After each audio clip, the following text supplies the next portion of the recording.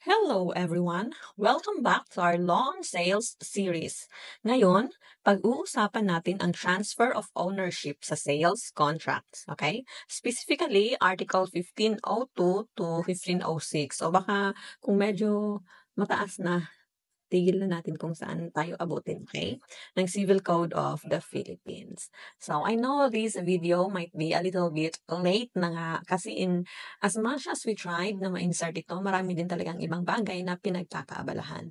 So, parang ayoko na nga ipagpatuloy pero kasi iniisip ko for the next batch of students na lang din ang pakikinabang. So, aside from that, 'di ba, nagpa-pool tayo at nanalo is ipagpatuloy natin i-discuss muna si sales hanggang sa makumpleto bago tayo mag-proceed sa ibang topic.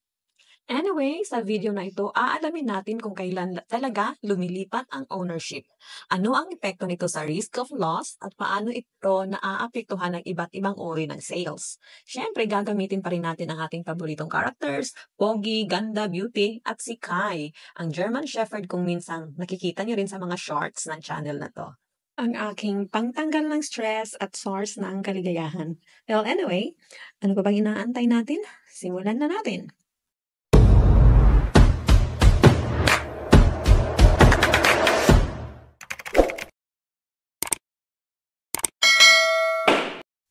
Article 1502. When goods are delivered to the buyer on sale or return, to give the buyer an option to return the goods instead of paying the price, the ownership passes to the buyer on delivery, but he may revest the ownership in the seller by returning or tendering the goods within the time fixed in the contract, or if no time has been fixed, within a reasonable time. When goods are delivered to the buyer on approval or on trial or on satisfaction or other similar terms, the ownership therein passes to the buyer. When he signifies his approval or acceptance to the seller or does any other act adopting the transaction, if he does not signify his approval or acceptance to the seller, but retains the goods without giving notice of rejection, then if a time has been fixed or the return of the goods on the expiration of such time, and if no time has been fixed on the expiration of a reasonable time. What is a reasonable time is a question of fact. Okay, so we are discussing sales or return and yung sales and sales on approval. So, let's discuss first yung first paragraph, sale or return. Ito ang klase ng bintahan kung saan ibinibigay agad ang goods sa buyer. Siya ang nagde-decide kung bibilhin niya ito o isusoli. Ownership passes immediately to the buyer upon delivery. Pero may option siyang ibalik ang goods sa seller within a fixed time or is reasonable time kung walang time na nakaspecify. Okay? So, kung hindi niya ibinalik, considered na final na ang sale and the buyer must pay. So, the risk of loss ay nasa buyer since siya ang owner upon delivery. Okay? So, example, if si Pogi nagpadala ng 3 dog vest kay Ganda on sale or return, may 5 days si Ganda para mamili. Okay? Ibalik kung ayaw niya. So once na na-deliver na ang vest, ownership passes agad to Ganda. Kung hindi niya ibinalik after 5 days at isa na lang ang natira, kailangan niyang bayaran lahat. Okay? Kung nasira ni Kai ang isa sa vest, si Ganda ang magbabayad. Okay? Siya ang may pananagutan kasi siya ang owner at that time. Okay? So, let's proceed with the sale on approval or trial. Okay. Dito naman, ibinibigay ang goods para subukan muna ng buyer. Walang ownership transfer hanggat hindi siya nag-a-approve o nagpapakita ng acceptance. So, ownership remains with the seller until the buyer, number 1, approves or accepts the item, or he keeps the item beyond the agreed period without rejecting it. So, dito, ang risk of loss stays with the seller, except kung may kasalanan yung buyer. Okay? Let's take an example. If si Beauty, nagpapagawa siya ng harness para kay Kai, tapos pinadeliver kay Pogi on trial for 3 days. kung nag-message si Pogi within 3 days kay Beauty na okay na ang item, then the ownership transfers, okay? Or kung hindi niya ibinalik within 3 days, kahit tahimik siya, walang signs kung okay o hindi, ownership still transfers kasi nag-lapse na yung 3 days na trial. Now, pero kung isinuli ni Pogi kay Beauty dahil maliit or masikip. So in this case, si Beauty pa rin ang may-ari, okay? And so kung nasira habang trial, during the trial period, at walang kasalanan si Pogi, so si seller pa rin ang may loss. Siya yung magbe-bear ng loss kasi wala namang transfer of ownership. Anyway, let's have a comparison between sale or return versus sale on trial or sale on approval. Okay? So let's make this super clear. Although both allow the buyer to return the goods, they are very different in legal effect. Okay? Eto, sa sale or return, meron siyang actually yung type of condition na nandito is resolutory condition. Kasi yung ownership already transferred kang buyer kaagad. Babawiin lang or isusulit lang, ibabalik lang kay seller if ever hindi tinanggap. Okay?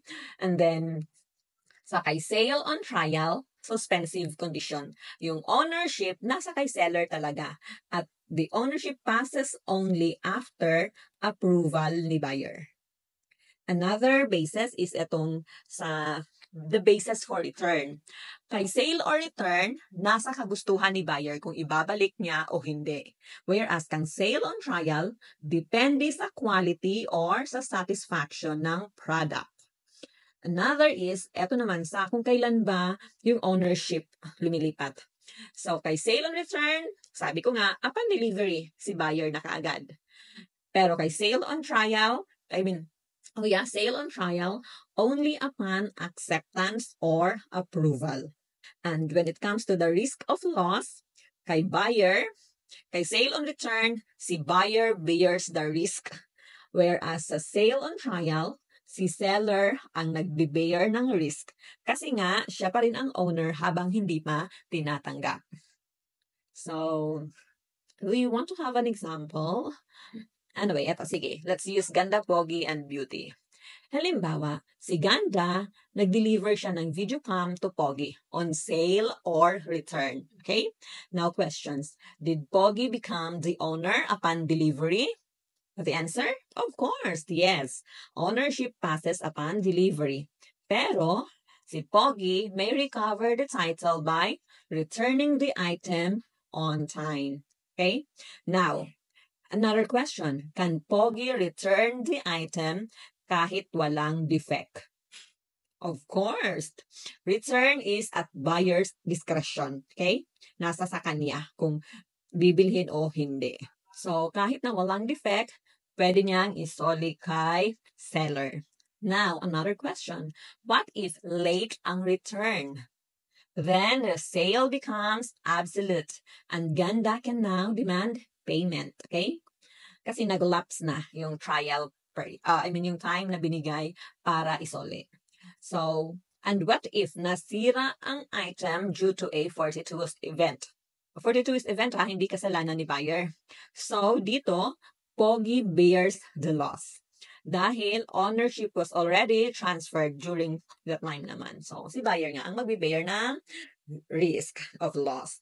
So, anyway, to summarize, sale or return, tandaan lang, parang sale na may exit option si buyer. Pwede niyang isoli. Pero sa sale on approval or sale on trial, sale on satisfaction, testing phase lang siya. Hindi pa sale hanggat hindi aprobado. Hanggat walang approval. Okay? Malinaw? Okay, I guess it's very clear. Proceed tayo with Article 1503, Conditional Sales and Retention of Ownership. Where there is a contract of sale of specific goods, the seller may, by the terms of the contract, reserve the right of possession or ownership in the goods until certain conditions have been fulfilled. The right of possession or ownership may be thus reserved, notwithstanding the delivery of the goods to the buyer or to a carrier or other bailee for the purpose of transmission to the buyer. So where goods are shipped, and by the bill of lading, the goods are deliverable to the seller or his agent, or to the order of the seller or his agent, the seller thereby reserves the ownership in the goods. But if except for the form of the bill of lading, the ownership would have passed to the buyer on shipment of the goods. The seller's property in the goods shall be deemed to be only for purpose of securing performance by the buyer of his obligations under the contract. Where goods are shipped and the bill of lading, the goods are deliverable to the order of the buyer or his agent, but possession of the bill of lading is retained by the seller or his agent. The seller thereby reserves a right to the possession of the goods as against the buyer. And where the seller of goods draws on the buyer for the price and transmits the bill of exchange and bill of lading together to the buyer to secure acceptance or payment of the bill of exchange, the buyer is bound to return the bill of lading if he does not honor the bill of exchange. And if he wrongfully retains the bill of lading, he acquires no added right thereby.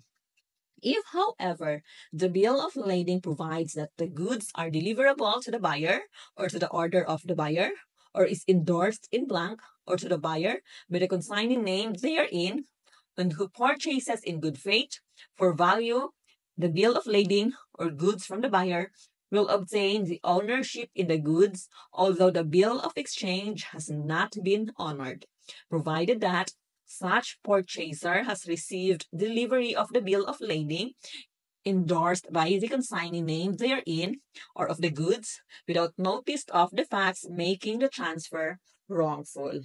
Okay, medyo napakahaba. Akala ko nga hindi ko na kayang tapusin magbasa. Anyway, binasa ko siya. So, Article 1503 speaks about the seller's right to reserve ownership or possession. So, sabi nga, where there is contract of sale of specific goods, the seller may, by the terms of the contract, reserve the right of possession or ownership in the goods until certain conditions have been fulfilled. So, yun nga, seller's right to reserve ownership or possession. Kahit na i-deliver na ang goods, the seller can still reserve ownership or possession kung may nakasaad sa kontrata. Usually, ang condition ay full payment or compliance with obligations by the buyer. Now, even if pinadala na sa buyer or sa carrier, ownership doesn't pass if the seller reserved it. Pwedeng gamitin ito to secure payment from the buyer. So, anyway, take note.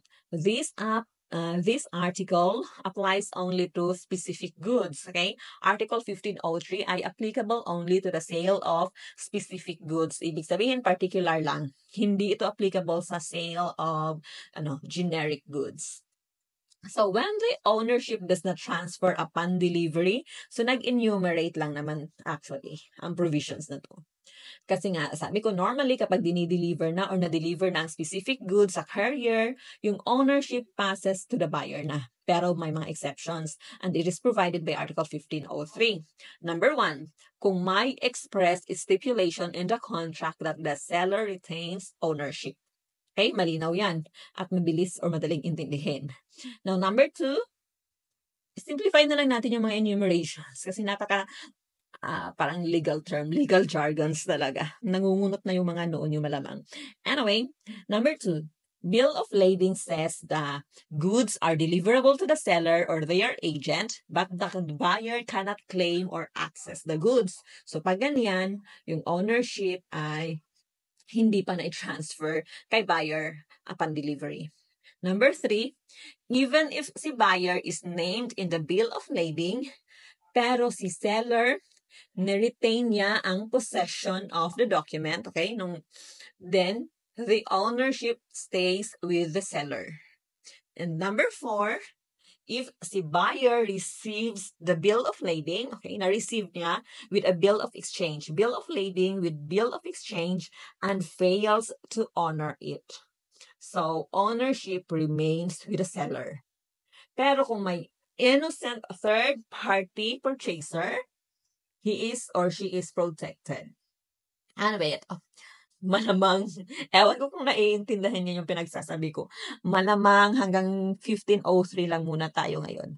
Kasi mahaba-habaan natin yung sinasabi ko. Anyway, let's proceed or continue this with next video. Himayin natin ng mabuti si Article 1503. Anyway, okay. Let's discuss.